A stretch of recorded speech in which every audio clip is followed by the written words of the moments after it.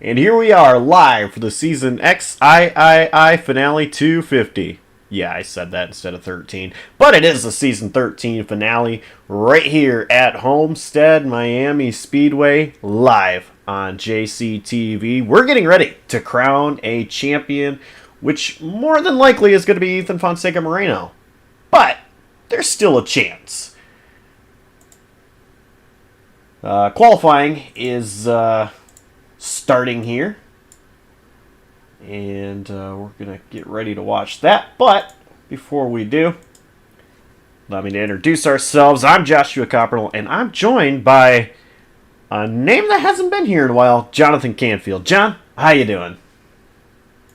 Good evening, Josh. I'm doing great. I am, I have not been here for a while, so, we just talked before the air. I asked you kindly to not ask me too many questions about what we've got going on here tonight, other than what I know, which I know we've got a race for a championship here tonight.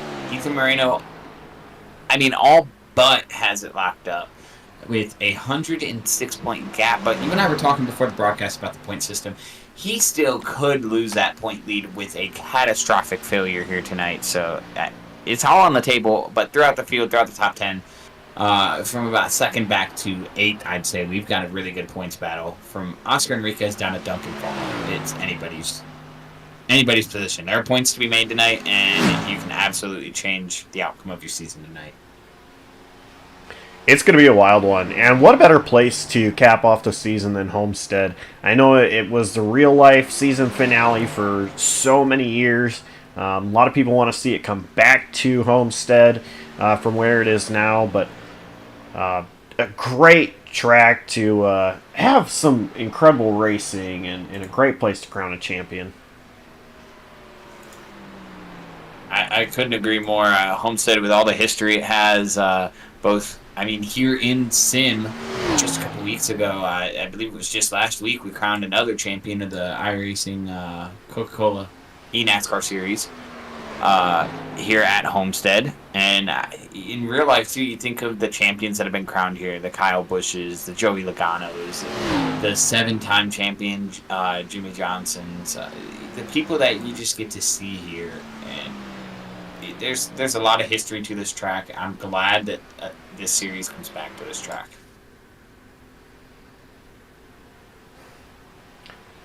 And qualifying is going on right now. It's currently Bridger Olson holding the top spot, a 33.462 with Jonathan Parker. You see lap 1. That was a lap 1 time that got him to P2 on the board. And this is his second lap. See if he can improve. But Dylan Parker goes up to P3. Championship favorite right now. Ethan Fonseca Moreno currently P4. Just over a minute and a half left in qualifying. Jonathan Parker, does he improve?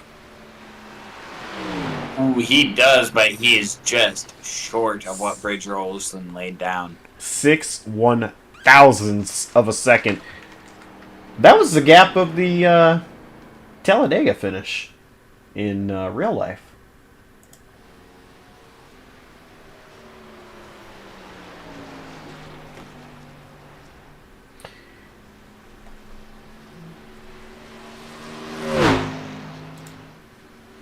See if we can find anybody else that is currently qualifying. Everybody I'm seeing on track right now has already completed their... yeah. We got Francisco Bacallo, who currently is P3, broke up the Parkers. And Francisco Bacallo, man, lap 2 is a bust. Hit the wall. Michael Walls, who did not take a qualifying lap, is currently driving through the infield.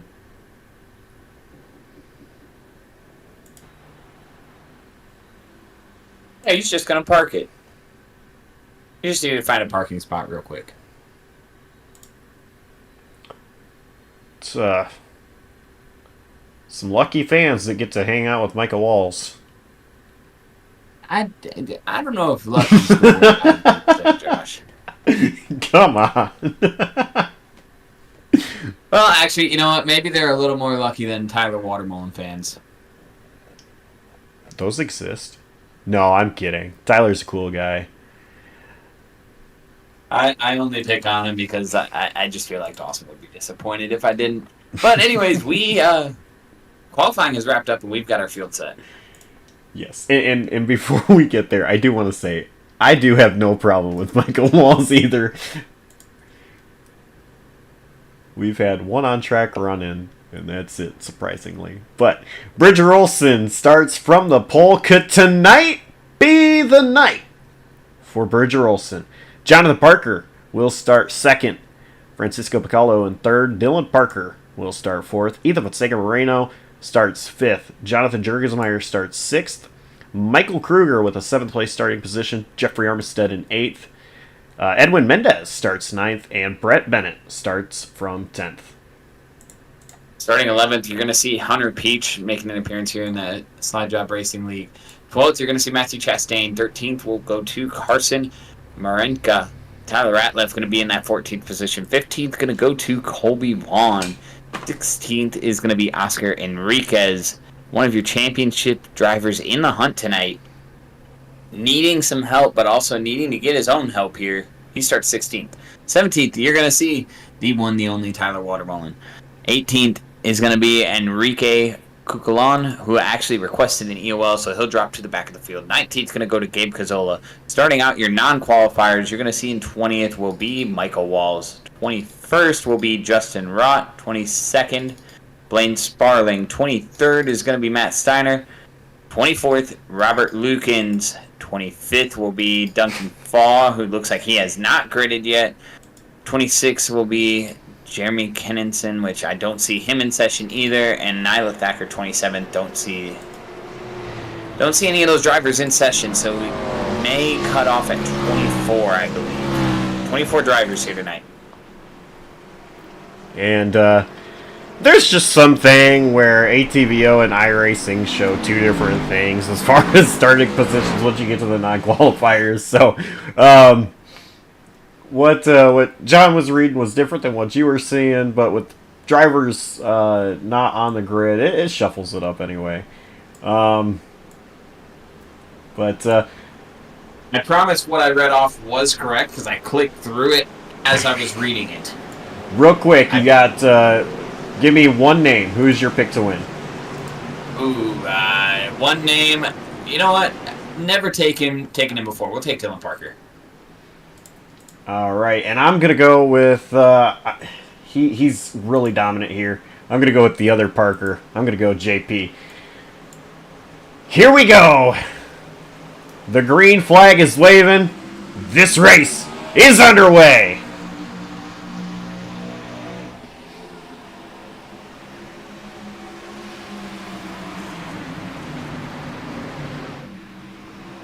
Bridger Olson already out to a clean, healthy lead. Gallo jumps up into that second position. It is a side-by-side battle between JP and Ethan Fonseca Moreno. JP slots in behind Moreno, though.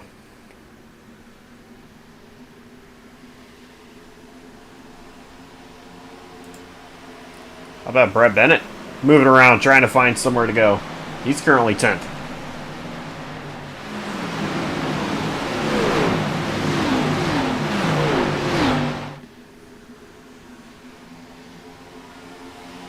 Hearing there might be some blinking coming out of the Jurgensmeyer machine. On my end, he looks like he might be alright. Definitely something to keep an eye on. One of those drivers in the chase. Looking at the points, doesn't look like he has too much to gain, as he is about, we'll say,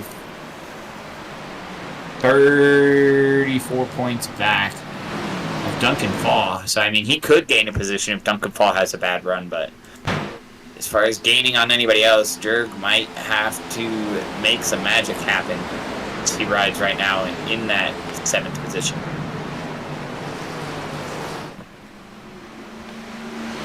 Oscar Enriquez trying to make some quick work. Qualified in that 16th position, battling with Brett Bennett right now for that 10th spot. I brought that up earlier when we were doing the starting grid. Oscar, 106 points back at Ethan Moreno. Needs Ethan to have a bad night, but also needs himself to have a good run to be able to gain those points that he's needed. You know, we talked about the point system that this Slide Job Series runs. Ethan has it all but locked up.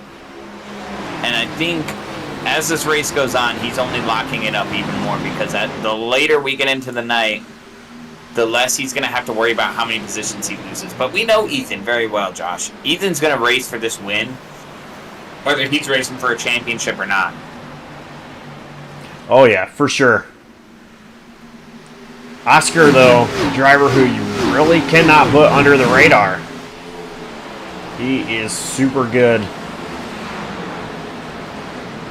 Oscar's under fire right now from another driver coming from the back. That 9 of Michael Walls, who we've seen out in the parking lot hanging out with some fans during qualifying, he's up 7 right now. Started in the 20th position and slotted in that 13th position. Now make that the 12th position.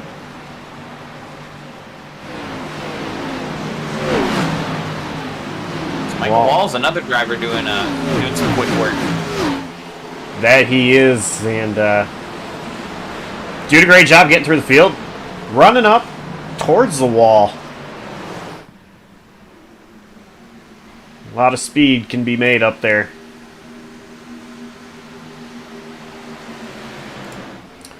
Battle for the lead. Bacallo. He is closing the gap on Bridger Olson. Bridger, he has not won a points race since season 9. The same season we started broadcasting. Bridger, he's come so close. And I see Francisco Bacallo might be blinking behind our leader there as they race very closely.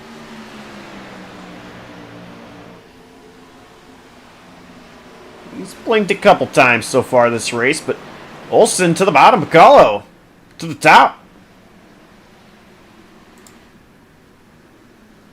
Bacallo going to do a crossover here as he takes the momentum off at 2. He's going to have a shot going down into 3 and 4. Throw it in deep and slide up. Bridger's going to have to cross him over here. Oh, Bacallo actually throws it in deep and stays low, feeding the dirty air to the 67. Very impressive move there, showing that he has the grip to make the corner. He's going to lead this lap. Bacallo has been really good this season so far, and who knows, though, using the top line like that might wear out the tires a little bit. Later on this run, it might come back into Bridger's favor. But Bacallo's gone right back down to the bottom. Yeah, he did what any good driver would do. He knew he was faster than Bridger at the moment, but he knew he had to move around a little bit just to get that pass set up. So that's exactly what he did. He set up his pass. He did a good job getting to the outside at the right time, getting rolled up for that momentum on the exit, and then, like I said, I thought he was going to throw it in deep and slide up there. Held it right around that seam that you see him running right now, and did a great job in doing that. It looks like Moreno is kind of lurking in the background. He's going to want to get up front to the lead. Start so far from the top 5. They're all kind of single file back to about. Looks like Michael Walls and Brett Bennett are the first 2 cars I see side by side as Michael Walls makes a pretty easy pass on Brett Bennett there to move himself up to the 9th position. Brett back to 10th. Oscar Enriquez, though, is kind of stalled out on his momentum. He's stalled at 11. Gotta wonder if those tires are getting burned up. It's very possible. Normally, when I think of Oscar, I think a driver that is good on a long run. Save tires. Get you later. See him trying to work the middle of the racetrack right now. It looks like he may be trying to get it lower, but the car's kind of dancing on him. So he might be struggling with the handling early on here. But, Josh, we got a long race, and we're at sunset right now. And this track's going to change as the night goes on. This setup's going to change. These guys run a fixed setup in this league, but the setup will change as the night goes on because the track is going to change. Oh, yeah, for sure. Once it gets more into darkness, it is just going to get cooler and cooler from there. 87 degrees Fahrenheit is track temp right now. And it is in sim October 8th, real date. So, you know, it's not going to be a late sunset.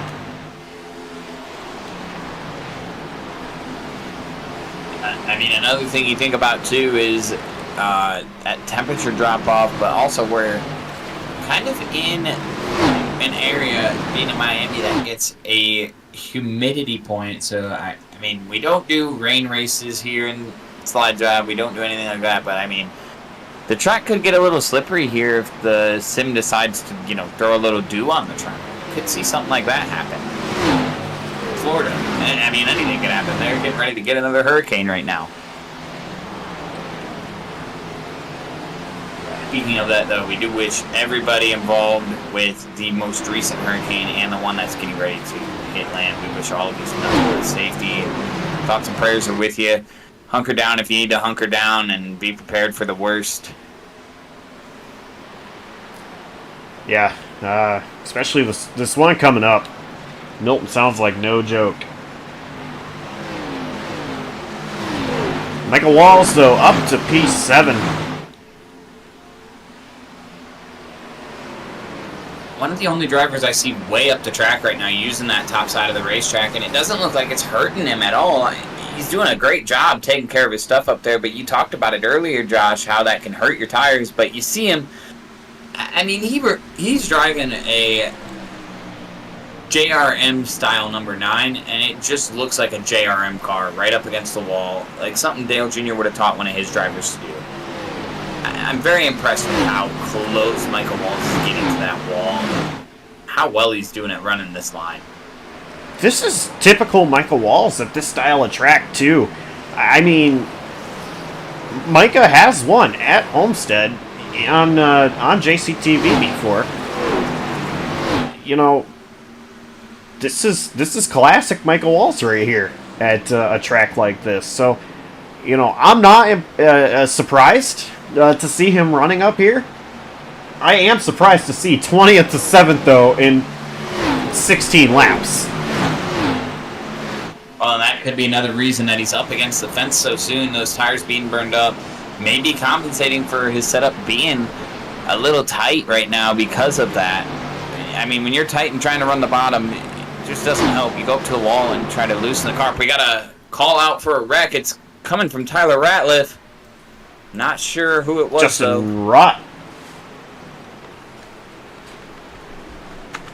Oh, and it's Oscar Enriquez involved, too.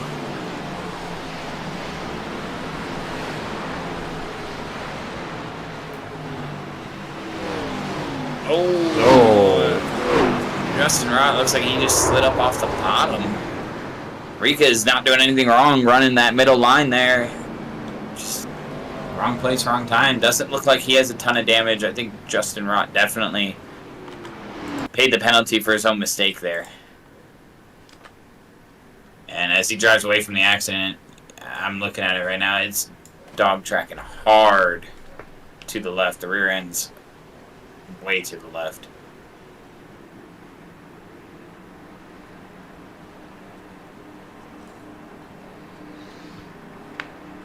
So, no question here. Every driver to pit road.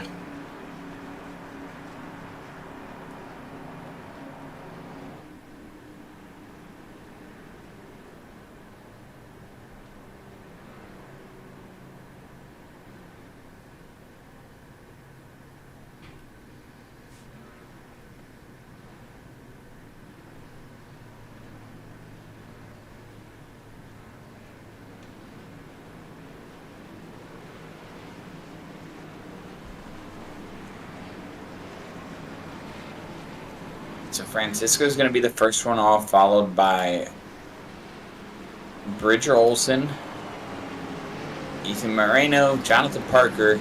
Michael Walls jumps up behind Jonathan Parker there. Oh, Micah's pulling over. I wonder if we had a speeding penalty there, Josh.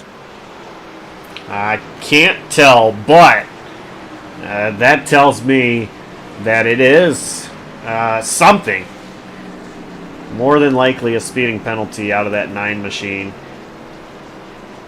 Wait for him to come back around to the line and let you know if I see a black flag on him. I currently do not see any flag being shown to him, but I imagine with him stopping like that, that's got to be a speeding in the pits. Maybe on exit.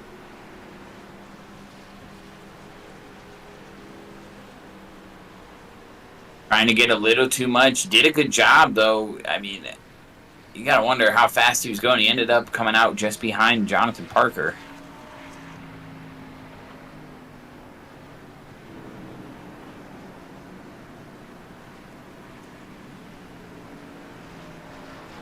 So yes, Michael Walls did receive a penalty. Looks like it will be speeding. I'm going to go back and see how much he sped, where it was.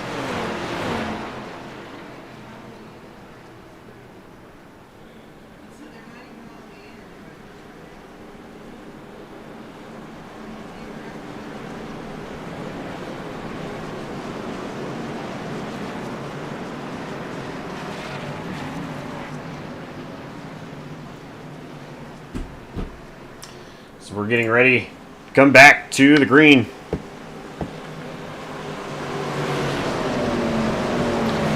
Going to be 147 to go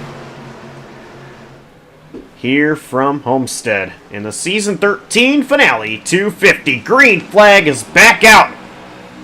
And Bacala wasted no time. Oh, we're going to have a wreck in the background, though. Michael Walsh is going to get into Tyler Watermullen. There's another car involved there. I believe it was Robert Lukens. No, it was Oscar Enriquez again. They were 4 wide coming across the line. I need to see a replay of this. Why were they so out of line there?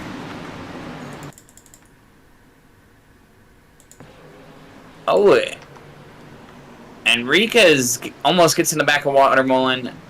Walls goes to the outside and taps Tyler, and they just have an accident there.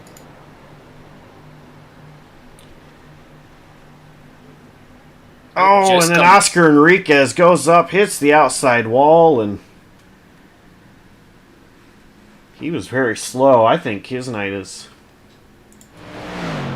He's definitely hurt. He's only running about 130 right now around the track, so he's very hurt. He's in the wall right now, and the leaders are quickly approaching. It looks like he's going to try and get to the low side. I think he wants to try and limp it to pit road here and salvage what he can.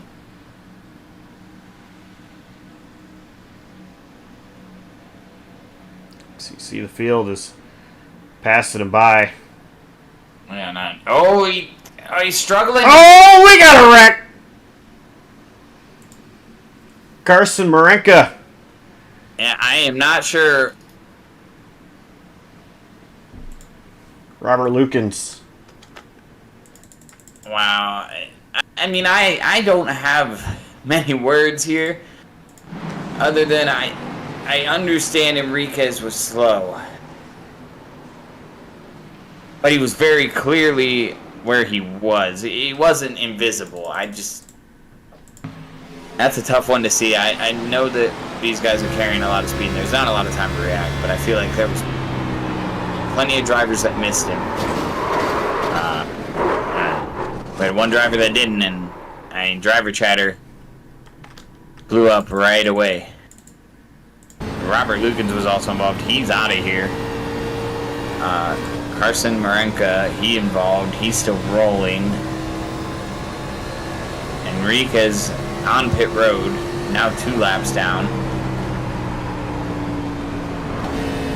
And Enriquez is gone, so that'll take him out of the championship hunt. So your next possible championship upset, if Ethan Marino has a bad night, is going to be that 48 of Jonathan Parker, who is 1 point back of Enriquez. So Parker, barring anything going wrong for him, has put himself now into second in the championship.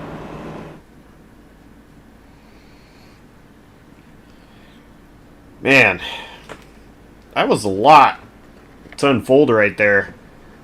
It all started on that restart too, Josh, with the checkup that happened with Tyler Watermelon. I think Enriquez just tried to time it and timed it wrong. He checks up and gives Michael Walls a great start. Michael Walls, I'm not sure. I don't remember the rules on this league, but it looked like he might have changed lanes early, went to the middle to avoid an accident of all things, but might have went early. And then they end up 3, actually end up 4 wide. Contact between Walls and Watermelon ends up getting Enriquez. Enriquez obviously damaged rolling around the track. And as I said, plenty of drivers missed Enriquez there as he was trying to limp it back to pit road. I can only assume trying to limp it back to pit road. But one driver just, I don't know if they didn't see him, or I'd have to go back and look at a different replay from a different angle of what happened there. I feel like they should have been able to see that Oscar was on them. So I did look through the cockpit there of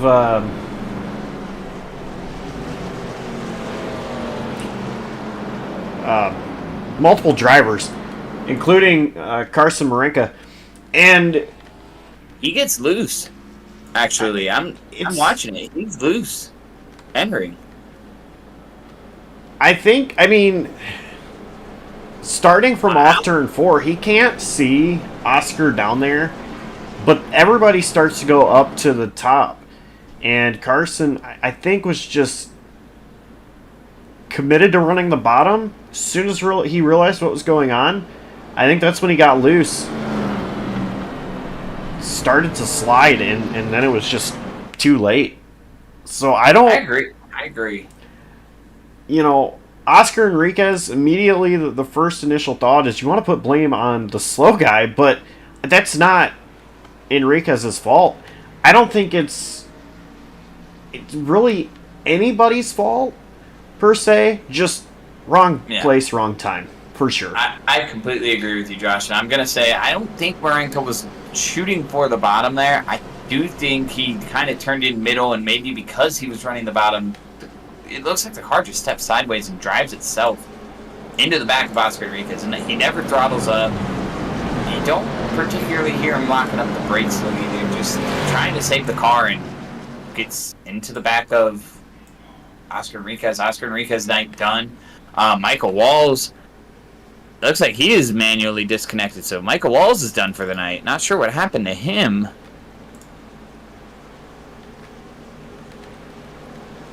Somehow, I will say, out of this, Tyler Watermelon managed to stay on the lead lap, and he was in the middle of that accident.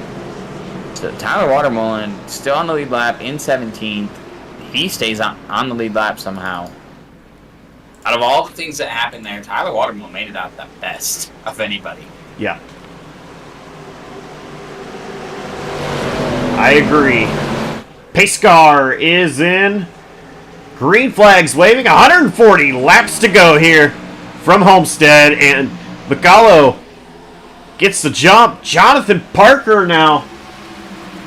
Dangerous sight letting him on the outside. Not only that, letting him see some clean air as Moreno stayed down on the bottom. You see Moreno slide up a little bit and get in front of the nose there. Now they're going to single file out. I don't think, from what we've seen early on here, Parker doesn't have quite the pace right now as Moreno's in the wall. But that's what I was getting ready to say. Parker keeps those mistakes clear. He has a chance to just go out here and run with these guys, and he'll adapt. That's the kind of driver he is. Jonathan Parker adapts as the run goes on. He learns what people are doing, and he uses that against them. JP, the winningest driver on JCTV, multiple championships. He has been crowned. 2 of them right here in slide job.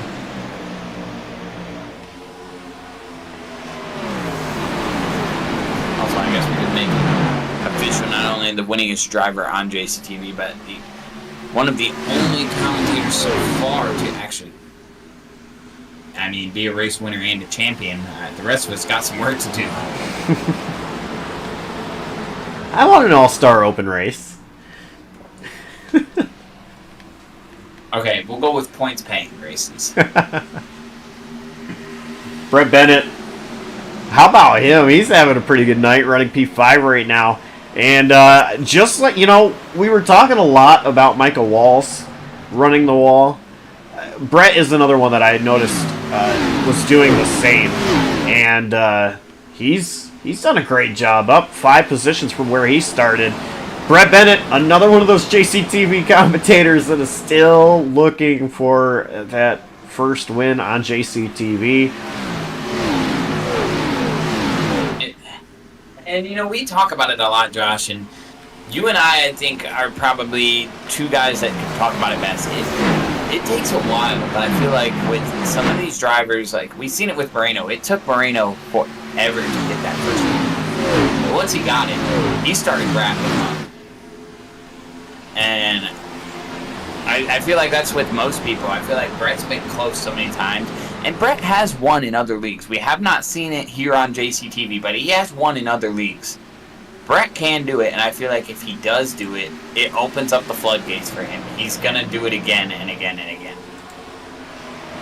And he wants to win so bad. I mean, there's a lot of pressure on him to win. He wants to do it. He's hungry for it.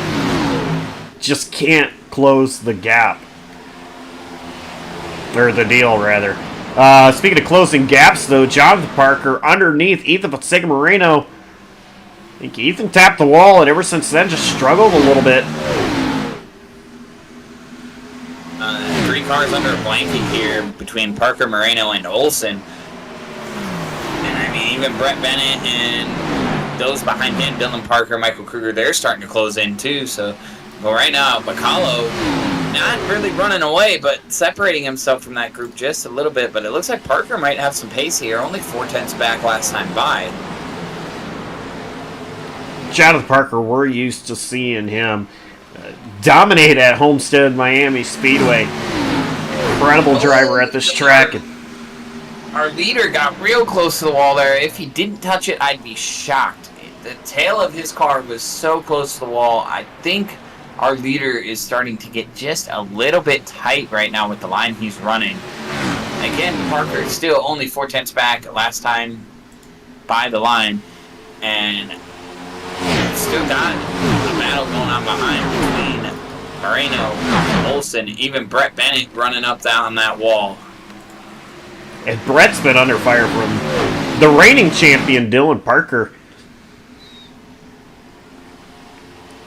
And how about Michael Kruger? I mean, started 7th. It didn't look like he had the pace to start off. Lost a couple of positions, but he's fought his way back up here to the 7th position. And right there with his, I believe they are teammates, Brett Bennett and Michael Kruger, right there together. They've got Dylan Parker in between them, and then you look right behind Kruger, you've got Jeffrey Armistead. Both of those guys qualified up in the top 10. Just kind of been hanging out right here. Yeah, and actually, Bennett and Kruger are teammates, as well as Jeffrey Armistead being a part of Circumference Ultimate Motorsports. And I don't know the specifics of this league, but I see Armistead running a what looks to be like a Dash for Cash livery here. Yes. So, I mean, I didn't look at that note before we started tonight, but I believe we do have it. I see him as a Dash for Cash driver. I'd have to look through the field to see if there's any others. Brett Bennett claimed the first 2.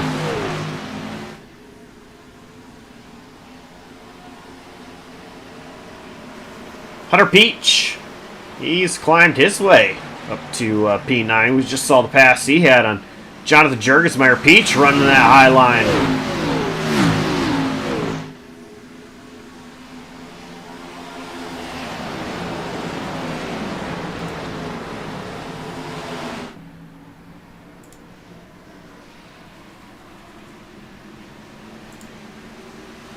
See Dylan Parker ahead of Brett Bennett. Dylan Parker, Brett Bennett both running the top line. Parker now goes down to the bottom.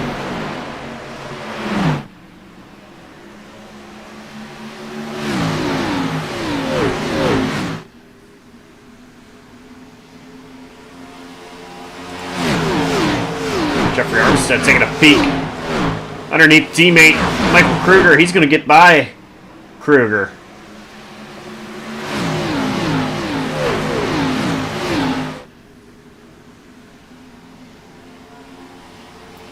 Field right now, mostly single file. Running the bottom line.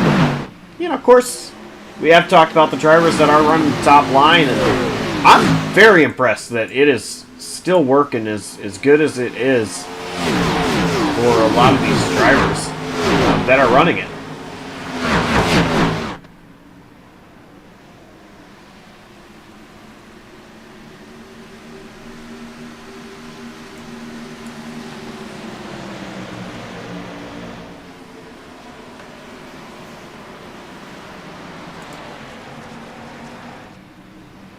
So I'm looking through the field. The only driver I see actually with the livery on their car is Jeffrey Armstead.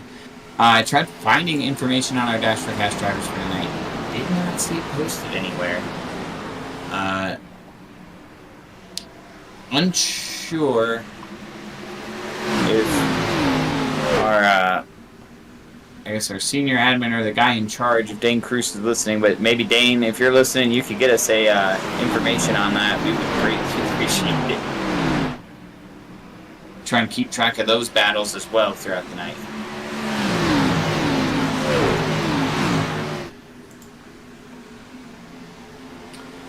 Yeah, I can't tell you that last week's Dash for Cash race at Talladega was won by Jeffrey Armstead.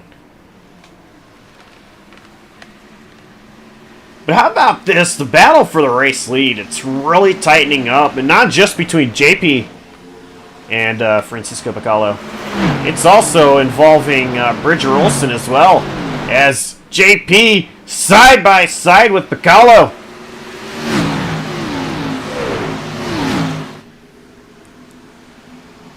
Francisco Bacallo running that top line had the advantage. I have to say, you see the momentum you get. Say, if you're JP, I almost want to go opposite there. So Bacallo gets the advantage of running top 1 and 2. If this is later in the race, which right now it's still very early to be doing stuff like this, but if this is later in the race, I'm jumping to the top in 3 and 4 and getting that momentum back to close that gap. But you see JP naturally closing that gap back up just by running his consistent line. We have a caution. We've got a big crash. I hear it in the background. It looks Tyler like Ratliff. 54.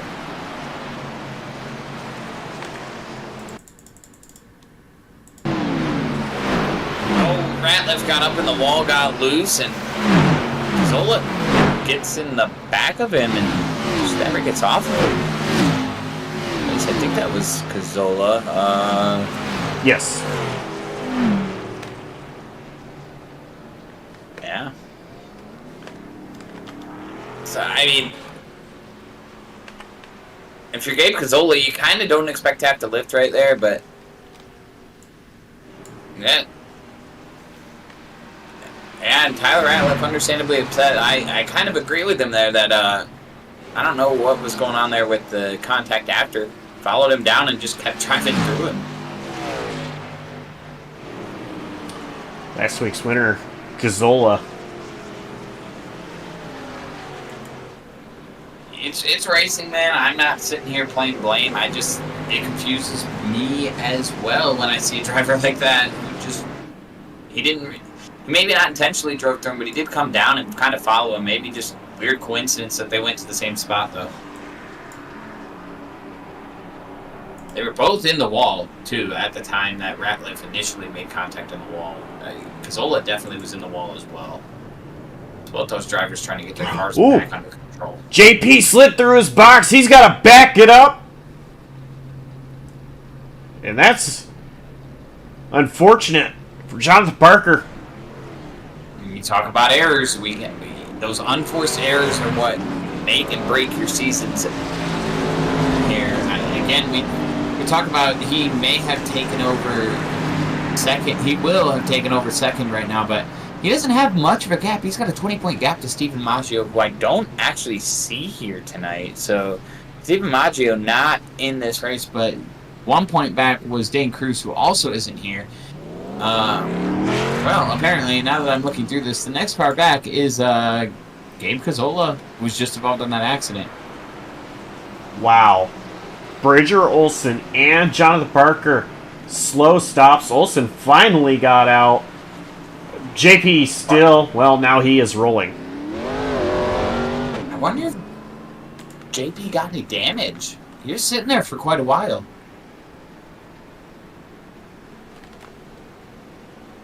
.53.5 seconds in his stall. Bridger Olson, 37.5 seconds. Now I'm actually looking at points and who's running. So, drivers that are here tonight that are running for that points championship. Obviously, we've got Moreno, who was in the lead, had a 106-point gap coming in. Enriquez, we just seen crash out. He's done for the night. Parker was back 107 in third.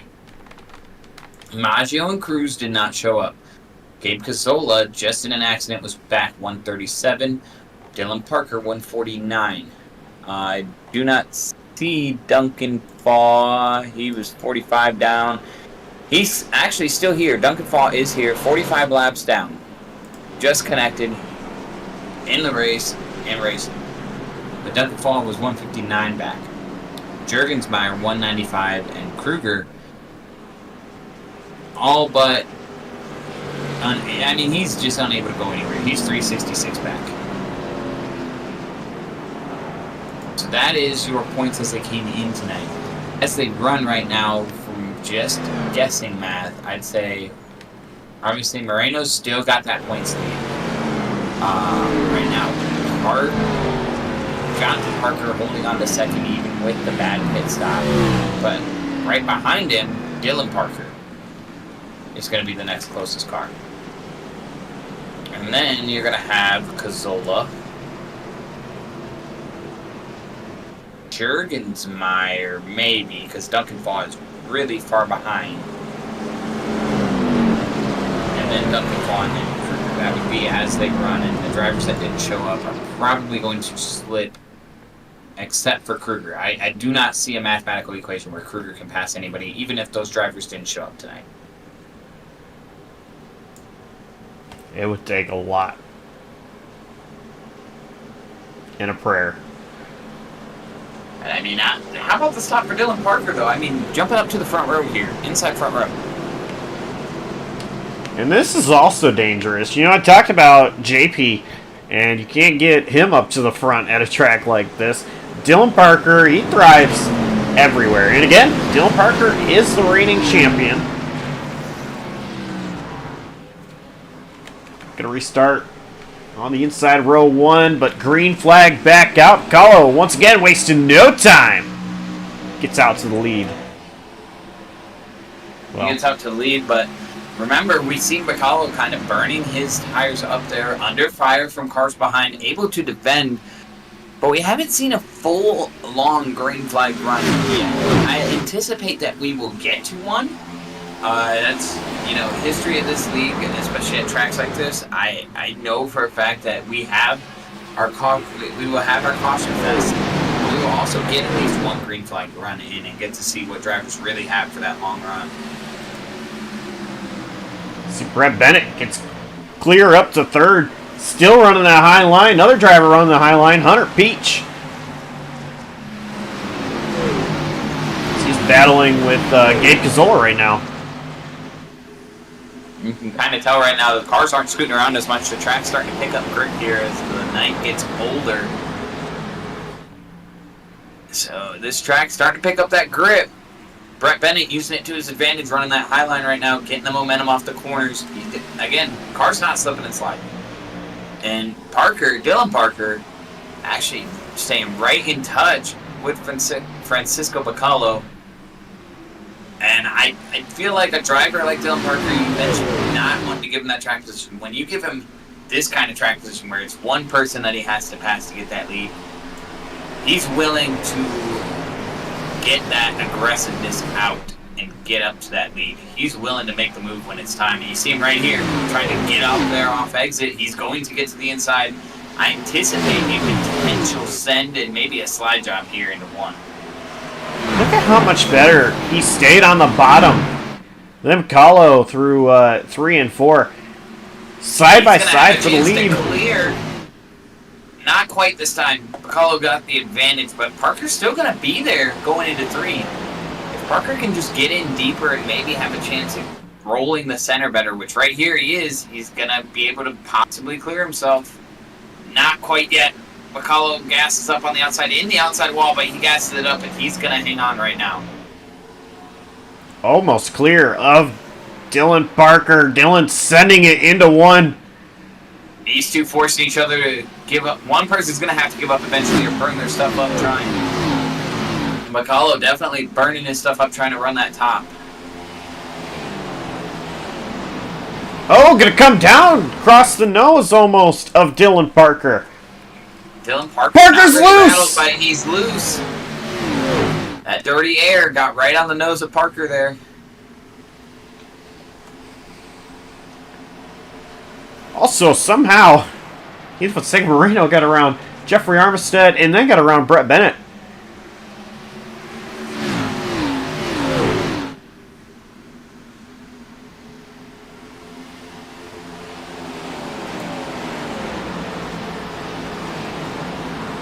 Got the 3 circumference drivers all right there as well. Ethan gets around 2 of them, and Brett still just ripping the top. See the run he gets off corner, exit there, but you gotta wonder what he's doing to the tires.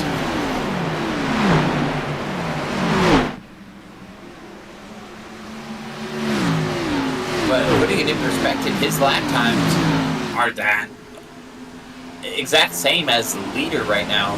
Leader running the bottom. I mean, he was a 10th faster than Dylan Parker, and he's in the top lane.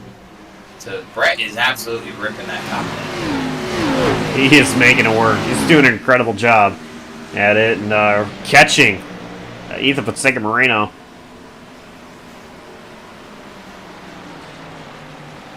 You mentioned the 3 circumference drivers, 4th, 5th, and 6th.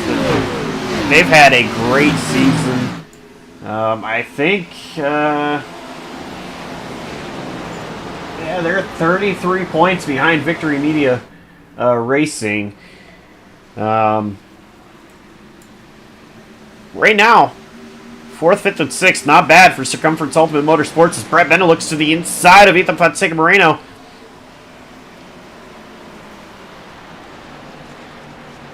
But I know there is another driver that currently now watching his teammates and wishes he was still out there. The 4th driver of Circumference, that is Oscar Enriquez, who started to have an incredible night until everything went bad all at once.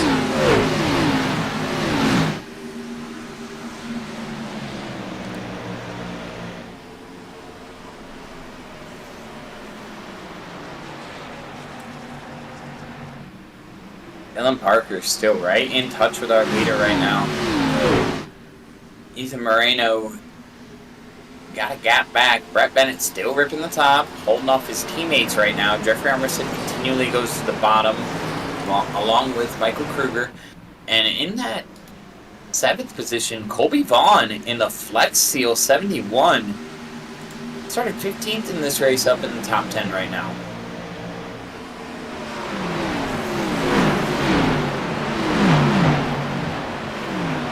Actually, looking underneath Michael Kruger.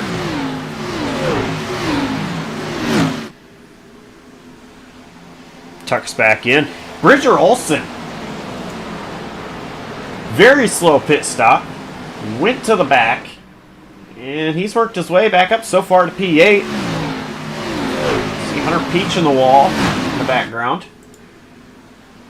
And another driver that had a very slow pit stop. Jonathan Parker, currently P12. He's going to look inside Gabe Cazzola here, who was just involved in that most recent caution. Parker trying to work his way back up here. Cazzola gets a little loose. Parker's going to clear that position and move himself up another position there to the 11th spot. He's continuing to run the bottom. Looking behind him though, Edwin Mendez almost slid up into the door. Gabe Cazzola, as those two are battling for what would be the 12th position.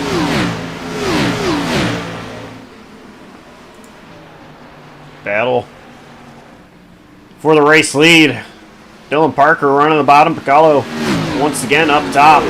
This is the thing. Dylan Parker, he's patient. You know, I'm not sure if he really got frustrated a few laps ago when he got sideways. I know, me personally, that would have really irritated me. And it's not that Picalo did anything wrong. He didn't.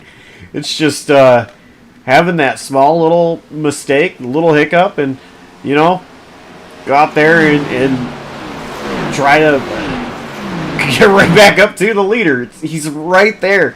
And Dylan Parker's doing a great job. I agree. I think you mentioned Picalo didn't do anything wrong.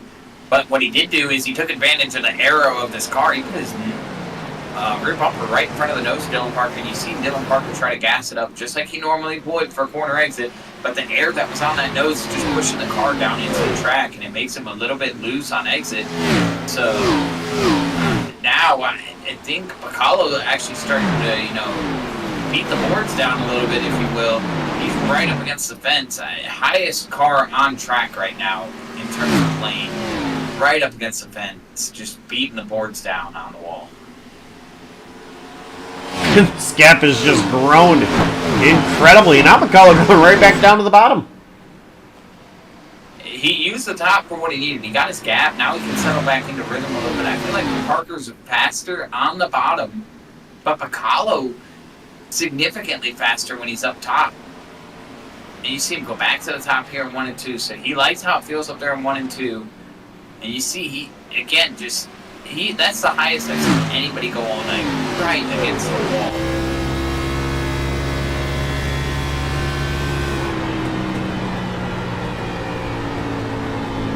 Riding on board with Picalo.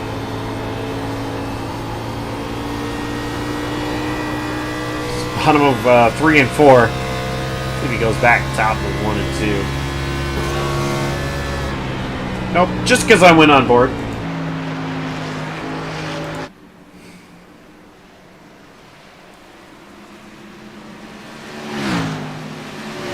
What a gap, though, over Dylan Parker.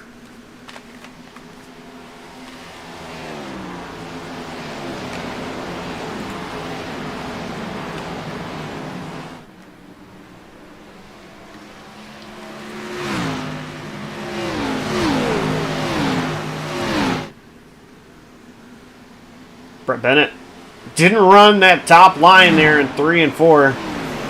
Goes right back up to it 1 and 2.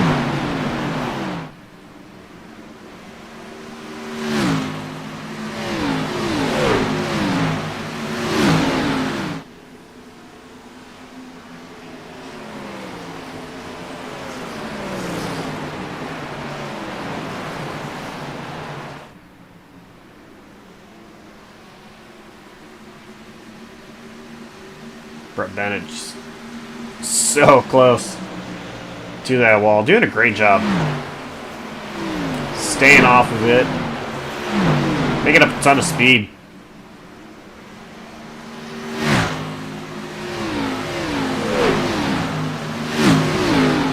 It is really challenging, John, to do that over and over and over again. Yeah, absolutely. And, I mean, fastest of your top 4 was our leader, Francisco Picalo, but your second fastest was actually Brett Bennett running up against the wall. I have to look at times this time by Picalo goes a 7.23, Parker a 6.98, Moreno a 6.91, Armistead, who got passed, is a 6.73, and Brett dropped off to a 35.2. So Brett had issues there. We missed something. Brett had some kind of issue. I think he must have got the wall. Or he went down to the bottom and realized that his tires are toast from running the top. We'll have to see this time by if he picks it back up. Bridger Olson to the background. He's just running the high line. Takes a peek underneath and is going to get past Michael Kruger. is going to get past. Brett Bennett did not pick up his lap times, but he did move back up to the top. I think he feels like he's faster up at the top, and I feel that way too. I feel Brett's much better running the top right now. There comes a point in the run, especially with this car and this track, where you kind of edge bend, you got to lay in it. Your lap times are only going to get worse if you try to change your lanes. You got to go with what's consistent, even if it's burning your tires up. And Brett, I think, ran the top for too long, and now he's got to just stay up there and hope that he can keep making it work. Jeffrey Armistead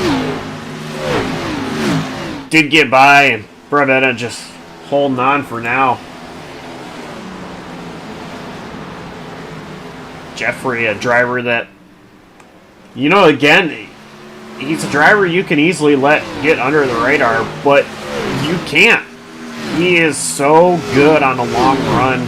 One of the best that I have seen, where he will quietly pick through the field, and before you know it, he's up there competing for top 5 or a win. Still a long way to go. We're not even halfway in this race yet. I'm very curious to know if Jeffrey Armistead can get up and challenge for the win later on in this race. Right now, that Zinn-sponsored machine is just stalking the back bumper of Ethan Fonseca Moreno.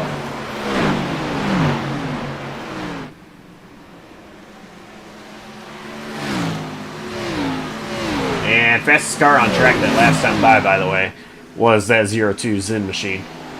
And a little bit of contact in the background between Bridger and Brett. These two battling has kept Michael Kruger there, but it brought Hunter Peach. Brett's in the wall. He's trying to get it off the wall. Peach trying to get to the outside. Peach in the wall now. Here comes Jonathan Parker to the inside. JP gonna run the bottom. Try to get a twofer here. Brett Bennett hanging tough on the outside for now, though.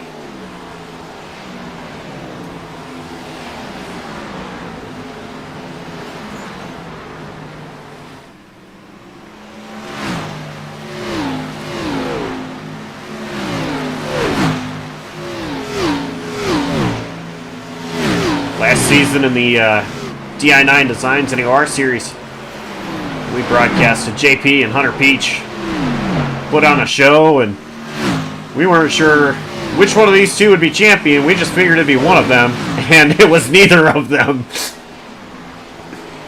Nick Hapiak claiming that championship, but both Peach and Parker continue to put on incredible shows when they're racing together, and Parker get past Peach there. Parker struggling to get around Brett Bennett.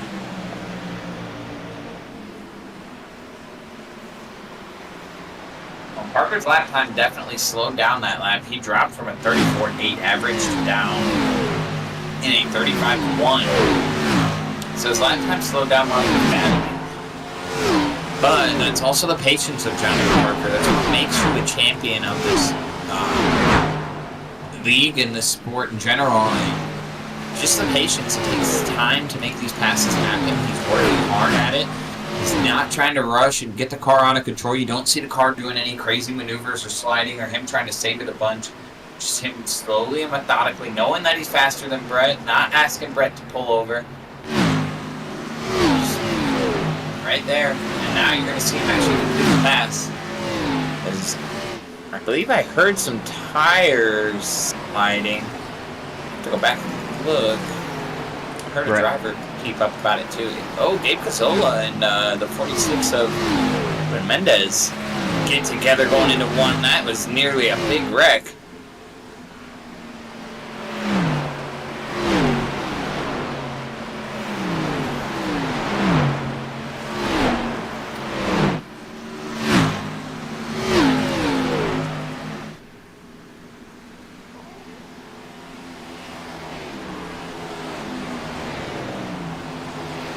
We settled down a little bit here with the battling up front. Moreno kind of getting closer to Dylan Parker They're both running about similar lap times. Jeffrey Armistead stalking both these drivers. Out of those 3 drivers that time, Moreno was the fastest that lap. Armistead still trying to make the bottom work. Closest battle on track right now, Peach and Bennett. Peach has gotten by Bennett. Then you've got a little pack back here where Kobe Vaughn is in 11th, followed by Tyler Ratliff, Gabe Cazzola, and Edwin Mendez. Those 4 drivers all kind of in a small little pack racing together for the 11th through the 14th spot.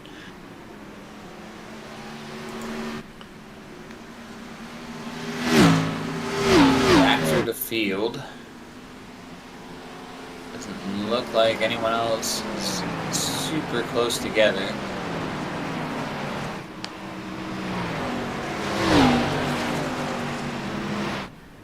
Tyler Watermullen, your last car on the lead lap currently, and looks like he might have been having internet issues there. Hopefully he got that fixed.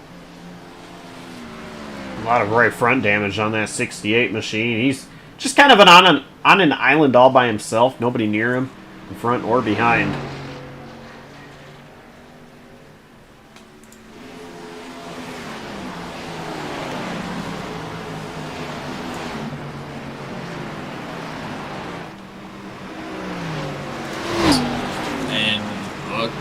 No further. Moreno actually getting to the bottom there as Parker moves up to the top.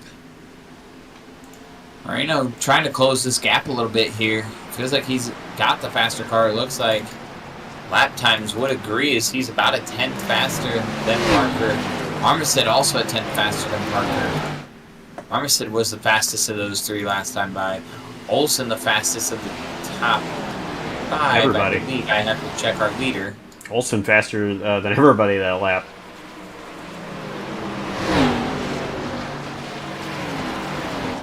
And in the background, we've got another battle forming that we have seen on Saturday nights plenty of times. Parker and Parker getting into battle. We got a pitter, Bacallo, leader, starting green flag pit stops. So first car to pull the pit road is going to be the race leader. You gotta wonder if it's too early. Being the first one can be so lonely, and it can only go good or bad. There's no in-between for being the first car to pit road. You either take a big advantage or you lose a chunk. We'll see how it works out for him. Gotta imagine that's going to pull a bunch of others into pit road. Nobody, well, one person, that is Gabe Cazzola. Goes down that time by, but the battle for the race lead is on. Dylan Parker running up against the wall with Moreno in tow, and Jeffrey Armistead not that far behind. And Bacallo comes out just behind these guys, and he's going to have the pace here to get around these guys. He's going to have to maneuver them very carefully. I see Moreno at the bottom, Armistead at the bottom. It's like they're going to get Bacallo the top here. Bacallo's going to have to work by these guys. And I think if they let him get past here and he starts laying down lap times, it's going to force these guys to come in soon. See right there, Bacallo going to work to the inside of Moreno, and I think he's going to try to stay right in between and maybe go inside Parker here. So Bacallo's going to unlap himself naturally. A couple more drivers pitting that time, Brett Bennett and Colby Vaughn, and I think Vaughn might have had issues getting into pit road. I'm not 100% sure, but Dylan Parker loose there off turn 4. Still holding on to this race lead for now.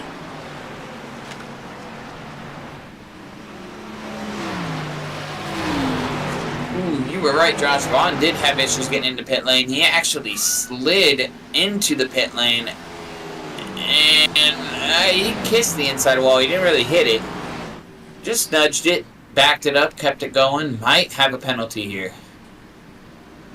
Matthew Chastain down pit road, and once again, Dylan Parker issues trying to manage off of turn 4, just sliding a bit.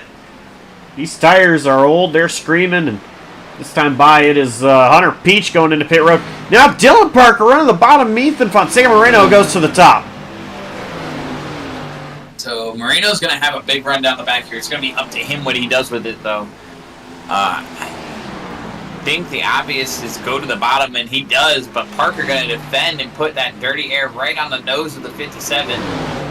These two putting on a great battle with two drivers on old tires here. But again, I talk about how long do you wait to pit? It's a chess match right now on when to pit. We've seen it time and time again that the longer you wait, the bigger advantage you have because, you know, especially now, this will not be the last pit stop. These drivers still have to pit another time even after this. So for Bacallo, you know, sure, he's going to have a huge advantage. You're going to see that once things cycle through, he's going to have a huge advantage over everybody. But it's not going to be for long once these guys pit, get their fresh tires, and start running him down. Absolutely, but right now it looks like I don't have pit stats, but maybe your top 11 drivers, as Bacallo is in the 12th position, have not pit yet. So from Dylan Parker back to Blaine Sparling, all these drivers still need to pit. But also, we talk about fuel. I mean, if you stretch this, we've gone, we had, what, last caution at lap 1, or not 140, lap 40 something, I think. And I'd have to pull it up and look, but, I mean, you may be able to try and one-stop this. They were last on pit road 44 laps ago. There's 79 laps in the race, left in the race, and Dylan Parker gets sideways. He loses the lead to Moreno. They were already side by side for the race lead. And we went green again. Lap 48 was when we went green, and we've been on a run ever since. So, anyway, yes, one more pit stop after this upcoming one. So, 2 more pit stops for just about all the field here. Oh, Parker's big loose. He might lose it here. And he's going to save saves it. Wow. So from bad to worse for Dylan Parker, now dropping down to the 3rd position. And, you know, those mistakes right now don't seem to harm him too much. You're like, yeah, that's 2 positions he just lost. But that's time on pit road. We're talking, you know, tenths of a second that he just lost. We heard it talked about in the real-life race in Talladega, how much time you can lose on a pit road. You lose time on track, you lose time on pit road. It's just that little bit right there that really can cost you. You know, you talk about a guy like Bacallo, who pit earlier than these guys. Dylan Parker is giving Bacallo that much more of an advantage when he has those mistakes like that late in this one. And same to his other competitors of Homestead, Moreno, and you see Peach pulling up behind him. Peach is a lap car trying to unlap himself here with fresh tires, being followed by Brett Bennett. But, you know, those mistakes, like I was saying, they come back to haunt you later in the race. Jonathan Parker down pit road.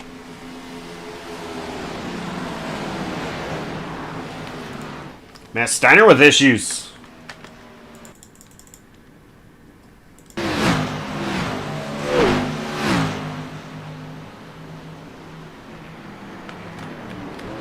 See what happened to him here. Oh, our leader's down pit road. And he goes over to the Armistead. Dylan Parker also on pit road.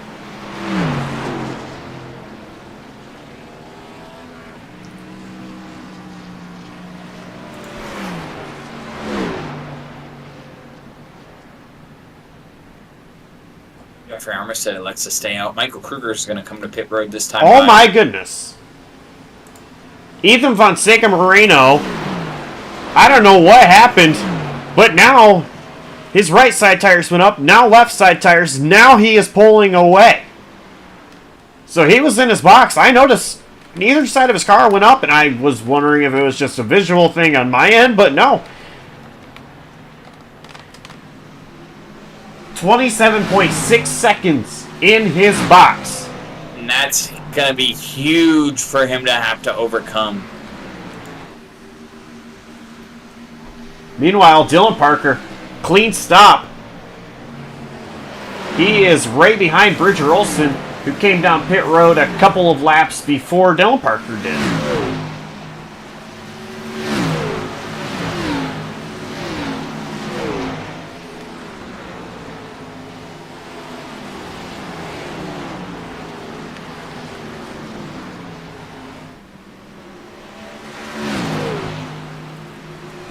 These guys go around Jeffrey Armstead, who is the race leader, still yet to come down pit road.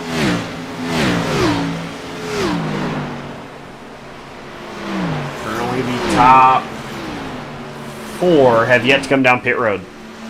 And Jurg is in. And Sparling is coming in as well. So that leaves, I believe, Mendez and Armistead left to be the drivers that need to hit pit road here. Armistead, one of the guys who talked about how could he do on a long run, looking at his lap times.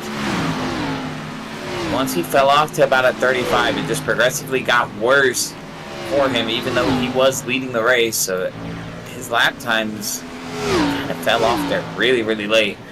Let's see if that hurts him here, if he did gain enough of an advantage to keep some of that track position he had. 46 of Mendez is in. This is going to hand the lead over back to Bacallo.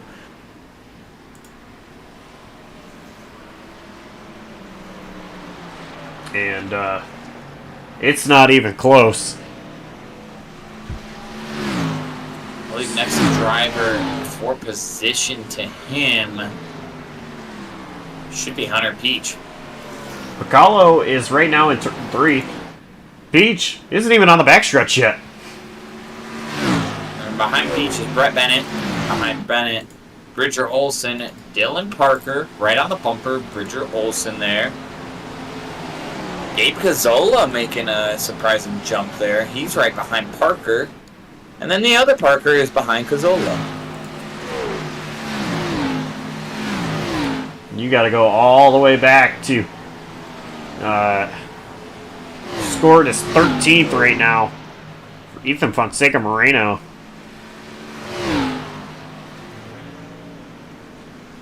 We'll see what the gap is this time by too. It's 28.3 seconds is the gap that he has to close to the race leader. So I mean that pit stop 27 seconds, I believe you said it was, Josh? 27 and a half. So all of that pit stop is just coming back to haunt him right now at 28.3 seconds last time by the line. But plenty of time left over a long run that we are on right now. Not insurmountable is the mountain that he has to climb. But it is going to be a long one if he expects to get back up there. The good news for him is his points gap is so huge that he can't afford something like this. I was getting ready to say he wouldn't have to crash out to even bring the hope of somebody passing the points. And with how many laps we have left to go, it's not impossible because we do have lap down cars like Matt Steiner, 46 down, Duncan Fall, 47 down. Those are drivers that are just out here driving, hoping for more carnage to happen or people to retire in some fashion. Bridger Olson up the track, so Dylan Parker now up to P3. But to your point, I'm seeing 18 drivers on track right now. And 15 of them are on the lead, or I'm sorry, 14 of them are on the lead lap. 15 and 16th place cars are one lap down. And then, as you mentioned, Steiner and Fall, 46 and 47 down.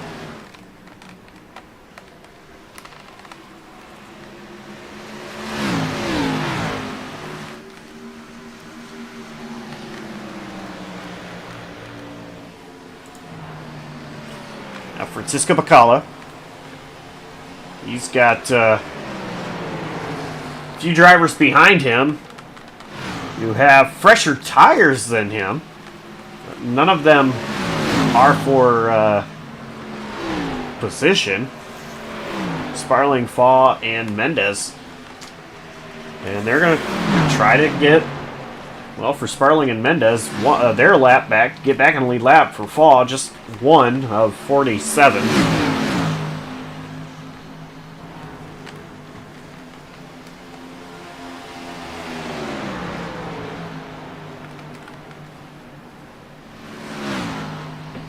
And Dylan Parker has gotten around Hunter Peach.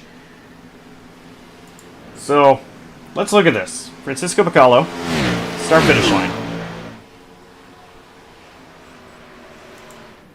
The 11.3 second gap is right there. Dylan Parker got the start-finish line. That's huge.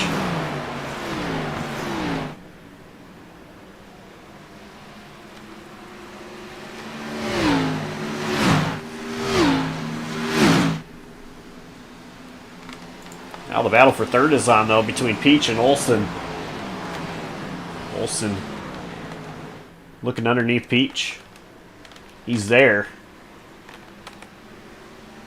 And he's going to clear.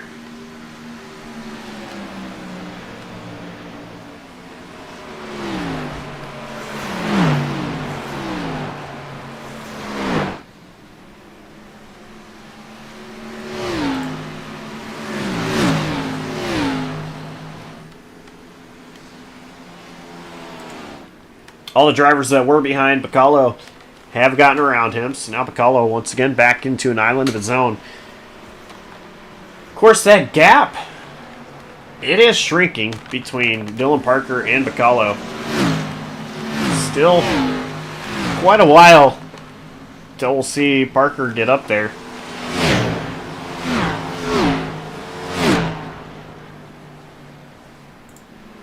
But there's really not much of a battle between anybody right now. You got Jurgensmeyer and Vaughn right here for 12th place.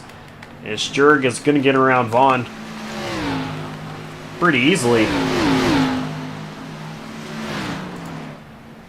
And I think that's just going to be a tire difference there. I mean, we talked about Vaughn having his issues on pit road there. Slid into the pit wall, actually. So, you know, I believe he might have pitted way earlier than Jurg. And the only reason he ended up ahead of Jurg is because of when he pit.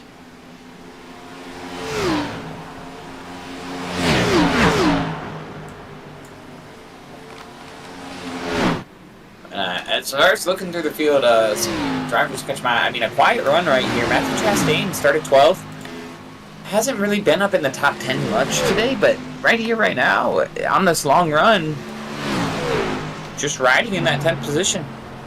Now, of course, he's got Ethan Moreno behind him, who we know is right now on the charge to try and recover from his pit road issues. 21 seconds back as we check in with him. He's, like I said, 21 seconds back in recovery mode with a 27-second stop that he had.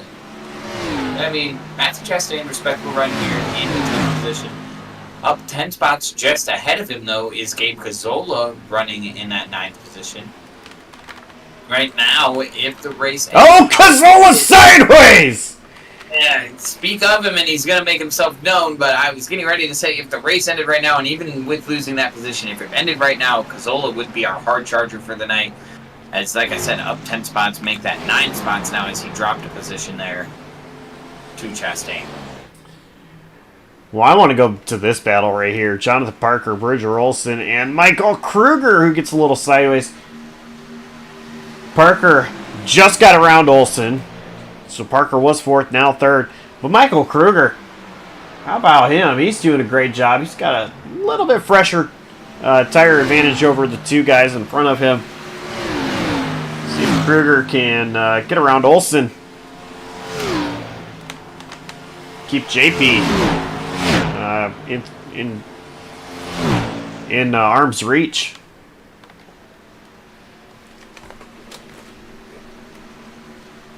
Olsen's just doing a great job around the bottom. Now Kruger taking a peek.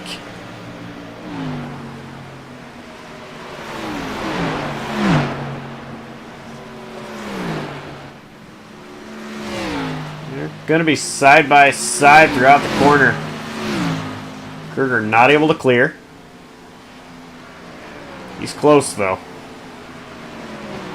One more time here. Kruger does clear. Bridger jumps back down into the bottom line. So now let's see if Kruger can work his way back up to JP.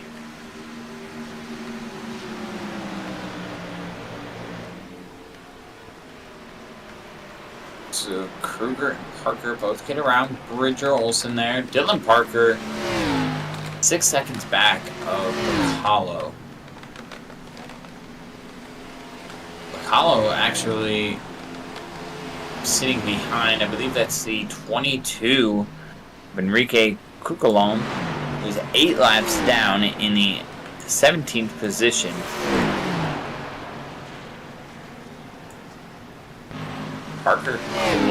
Dylan Parker closing just a little bit, though. It was a 6.9 second gap, now down to a 6.7. Gonna need a lot more to really get there, but if he just keeps chipping away at it, we have plenty of racing left. He's not in a position where he needs to gain a huge amount throughout the run to be able to get there. He can gain a tenth a lap or even half a tenth a lap and still have a chance to get there. As long as he's gaining, that's what he needs to focus on. I'll tell you the one smart thing here is Dylan Parker does not appear to be really pushing the issue here. It is so easy to, say, okay, I know I have the fresh tires. I know I'm going to catch him. And you still just drive, as hard as you can to try to catch. And then next thing you know, sure, you've got, less laps on your tires, but your tires are heated up or worn that really it just kind of evens out, and the car ahead of you is faster or just can't get by him because of, the difference. You've put so much stress on your tires. So Dylan is being patient. He's catching. And I think our leader got the wall there. He's loose on exit. Dylan Parker is definitely closing. Last time I dropped another 3, almost 4/10 there. It's almost half a second a lap right now. He is gaining.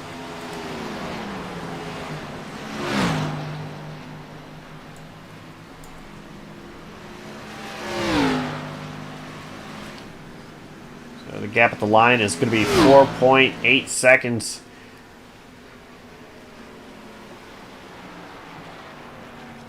So he continues to chip away at it. Michael Kruger closing in on Jonathan Parker.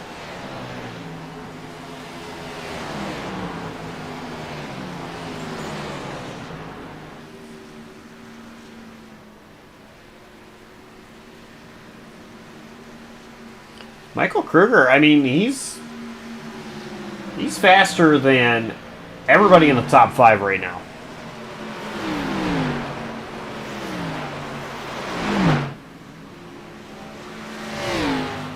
Kruger, no stranger to obviously being up front here on JCTV, and I feel like we've at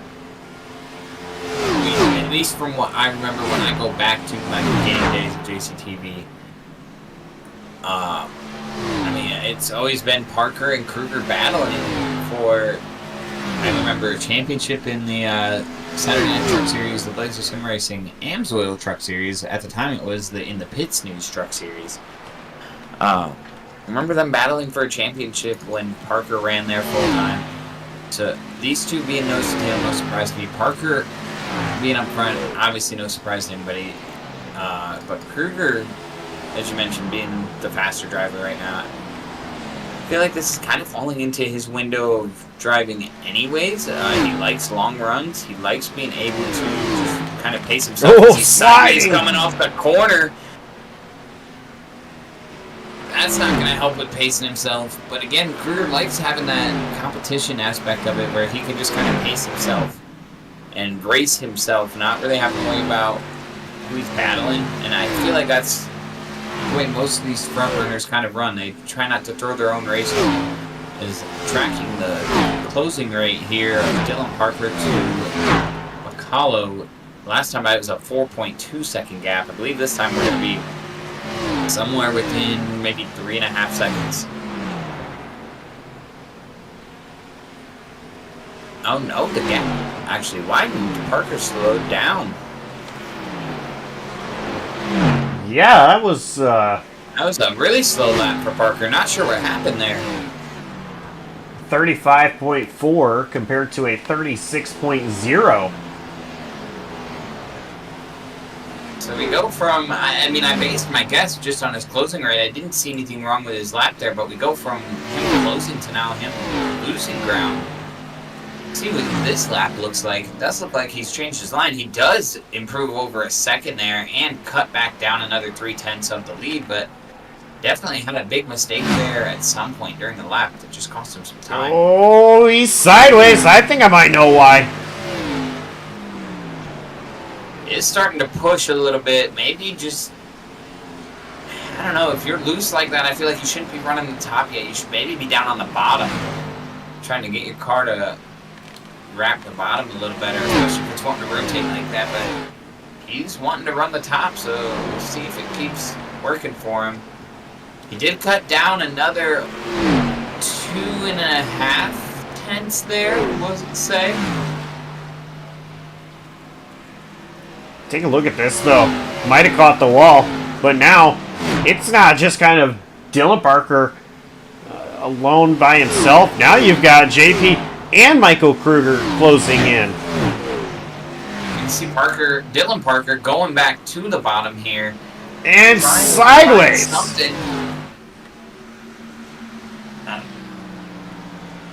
Dylan Parker making his own mistakes right now and allowing these guys behind him to close up. I feel like he just needed to keep running his line in his own race.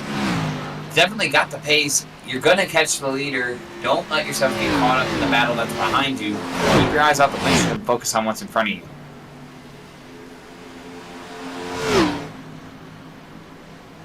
And I have to imagine it's not going to be long. Bacalo's going to be back down pit road. 42 laps ago was when Bacalo was on pit road. And so now make that 43 laps ago. 44 laps left in the race.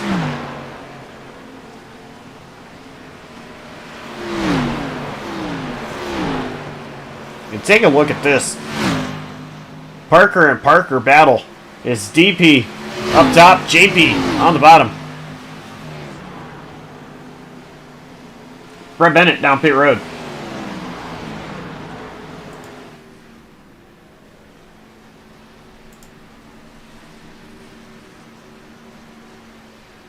Dylan Parker sideways once again.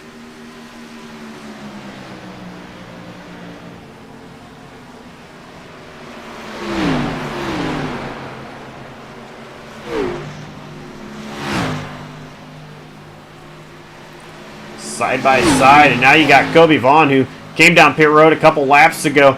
Going to look underneath Jonathan Parker. Not for position. But Vaughn with the fresher tires.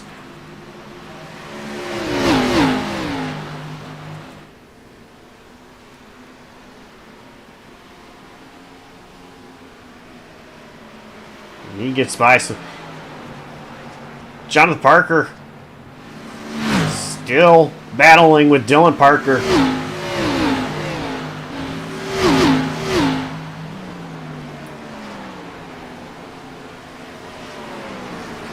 Bacalo has to be loving this. He's still yet to come down pit road.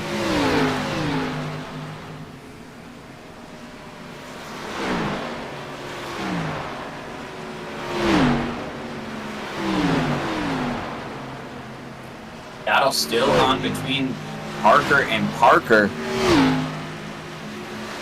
JP just stalking this 3 car right now. Dylan is running enough of the bottom so Jonathan can't get right there. He is just struggling on exit. This might be it. JP looking low. JP not quite there yet. Okay, he gets there just enough. I was worried he wasn't going to get there, and Dylan Parker was going to get his car in front of the nose of JP. Now JP just needs to throttle up on exit. He tries, does not get there this time. Maybe he'll get there by 3 and 4 though.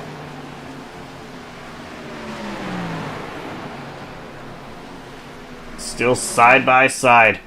Dylan Parker running the top, trying to hold on. It's been the real trouble area for Dylan Parker. His exit of 4, he does a great job holding on to it that last time. Jonathan almost clear. Dylan just throttling up. Right here, you'll see Dylan Parker going to throttle up again, but Parker this time going to be able to clear. Does Dylan Parker try a crossover here? He does not. He's going to actually Parker a shot, getting in the corner. Goes to the... Berger pushing.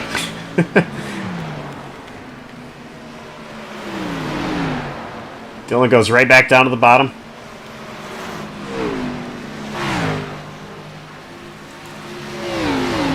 Less than 2.5 seconds. The gap between Bacallo and Parker. See there, the 0-3-0. He's coming down pit road.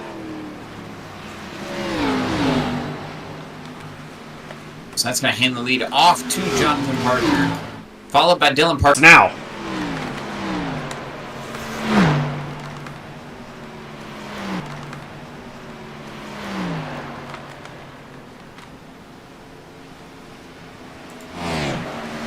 I can't imagine that it's going to be long before Jonathan Parker and Michael Kruger come down pit road.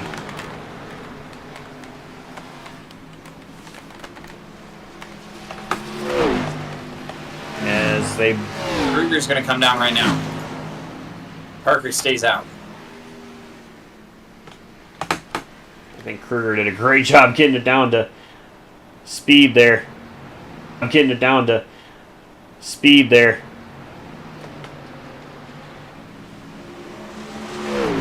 Long. He might Not wait long, but JP also, we've seen it in the past where he has that raw speed and he runs longer, but I don't know if he has that here tonight. I don't feel like in terms of raw speed he is the fastest on raw speed, so I do think it's going to be in his best interest to get down sooner than later, but if not, take a chance at a caution coming out and just run this thing out.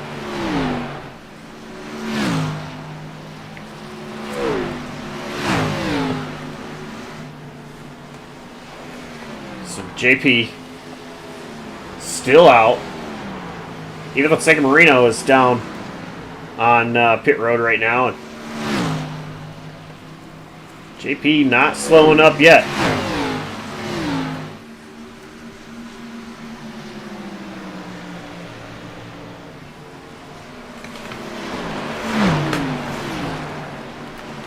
Francisco Bacallo, fastest car on track. Dylan Parker, he's going to get around Jonathan Parker. Underneath Steiner.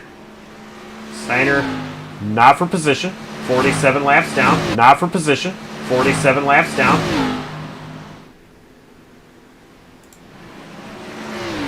And Dylan Parker, he is not coming in yet. Still out on the racetrack. Parker is one of the best at this kind of strategy. Maybe I should be questioning it, but my goodness. Really confusing me is that 48 machine. He does not want to come down yet. Meanwhile, He's just taking a chance there, Josh, at trying to see if there's a late caution here. it's possible. End of the year, you got not a whole lot to lose. Your closest competitor in the points battle ended up getting retired early, and I mean he's been up front all night. I don't think he has much to lose here by just trying to run this strategy out.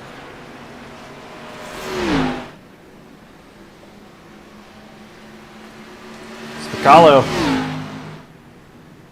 4.5 seconds ahead of Dylan Parker.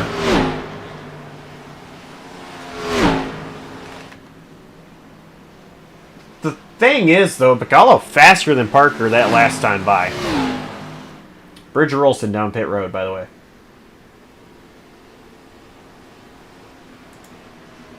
Oh, we got a car slow on the track. That might be the caution that we need. In the apron, he toes to pit road. That was Edwin Mendez. Take a look at what happened here.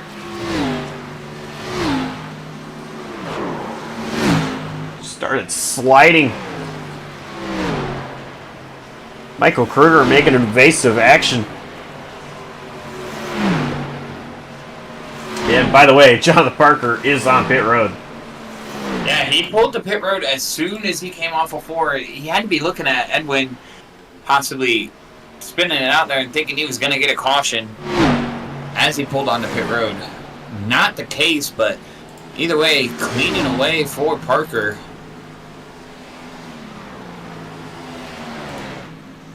And oh boy, it is going to be close between him and Bacallo, I believe. Maybe not. Maybe no, I'm looking at wrong data right now. It's about half a track between them two. Jurgensmeyer's still out on the racetrack, though. Another driver who doesn't really have a whole lot to lose here looking at his points battle. He came in 9th here. I think he already may have earned enough points to get by Duncan Fall.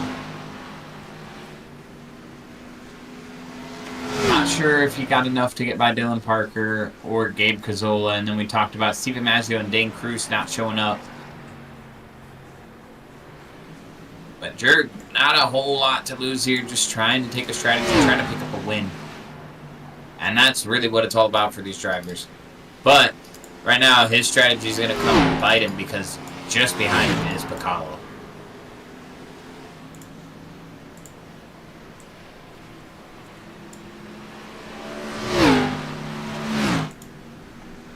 Yeah, and that's not Bacallo trying to get a lap back or anything. That is for the lead. Jurgensmeyer out there on old tires. Bacallo came down pit road 13 laps ago.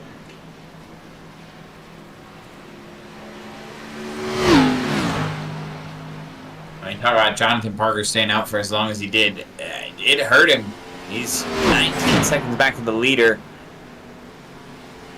Maybe he may be one of the fastest cars on the track right now. I don't have the data up, but I don't know if this strategy works out for him. Staying out that long. As Bacallo gets by Jurgensmeyer, I think is just going to try and hang on. He's got to come down pit road soon. That'd be asking 74 laps if he didn't, but I don't see any way possible he can make that work.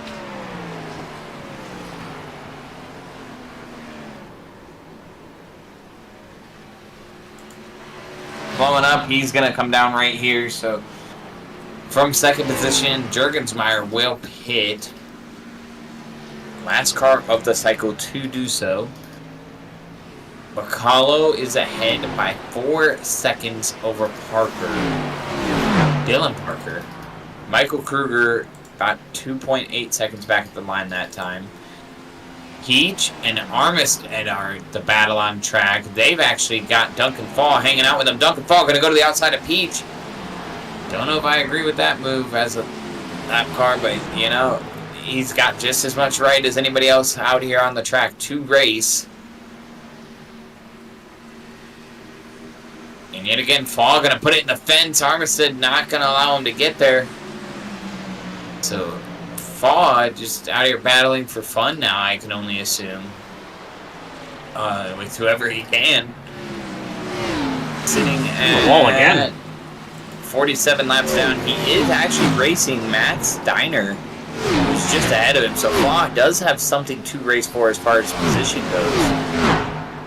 Steiner just ahead of Duncan Fall. I don't know. Edwin Mendez had to have just did an Alt F4 because he was once again sideways, and now I don't even see him anywhere. Indeed, he did do an Alt F4. I see where he is disconnected. Was 3 laps down at the time.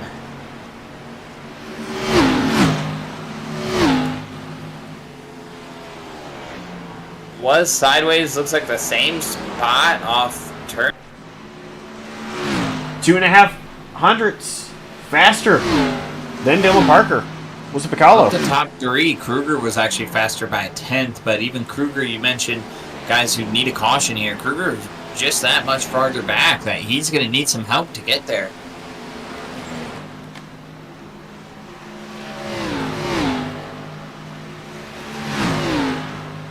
I really don't see anybody catching Picalo without something happening. Picalo dropped off there to a 34.7. Kruger stayed at a 34.4, so that's 3/10, but you're talking a 6-second gap. You need much more than just 3/10 a lap. With 17 laps to go. Exactly. But Kruger, right now of your top 3, is the fastest and most consistent on lap time. Parker is still the fastest of now the top 5 as he got by Hunter Peach that lap. But Jonathan Parker still 13 seconds back. And it's not even close. He's entering 1 now. Picalo's middle of back.